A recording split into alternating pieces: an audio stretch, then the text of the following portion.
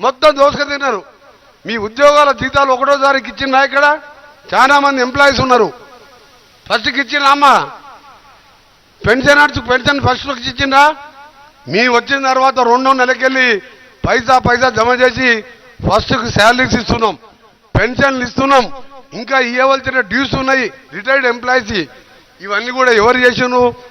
దళితులు ముఖ్యమంత్రి చేస్తా, కేజీ టు పేజీ అని, డబుల్ బెడ్రూమ్ అని, ఇట్లా మేము కూడా 100 అబద్ధాలు చెప్పి తెలంగాణ ఇచ్చిన వస్తే మేము కూడా అధికారం వస్తుండే. కానీ మేము అబద్ధాలు చెప్పాం, చేసేదే చెప్తాం, చెప్పింది చేస్తాం. ఈరోజు 5 లక్షలతోని ఇందిరమ్మ ఇల్లు మోడల్ ఇక్కడ కట్టుకున్నాం. ఇప్పటికు కలెక్టర్ గారు ఈరోజు 5గురికి చెక్కులు కూడా ఇవ్వబోతున్నారు. కొందరికి అకౌంట్లో డబ్బులు కూడా వేసినాం. కాన్స్టెన్సీకి 3,500 ఇండ్ల లెక్క ఇల్లు కట్టిస్తున్నాం.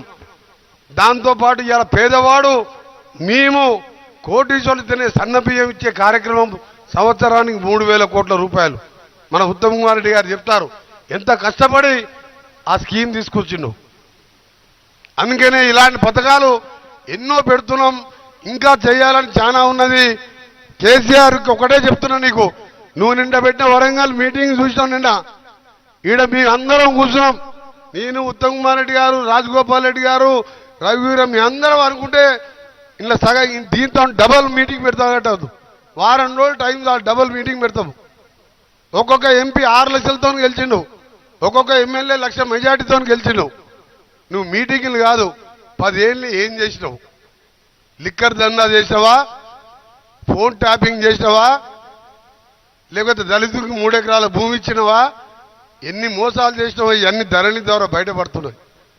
అందుకనే మీ అందరూ కూడా మరొకసారి ఈరోజు మా కలెక్టర్ గారి ఆహ్వానం మేరకు, నా ఆహ్వానం మేరకు మా కాన్స్టిట్యున్సీలో మినిస్టర్ అయినా సరే, ఇక్కడ ఎమ్మెల్యే నేనే కాబట్టి వచ్చిన మీ అందరికీ కూడా ధన్యవాదాలు. ఎందుకంటే ఇంత పెద్ద మీటింగు మనకి గెలిచిన తర్వాత ఎప్పుడు పెట్టుకోలే.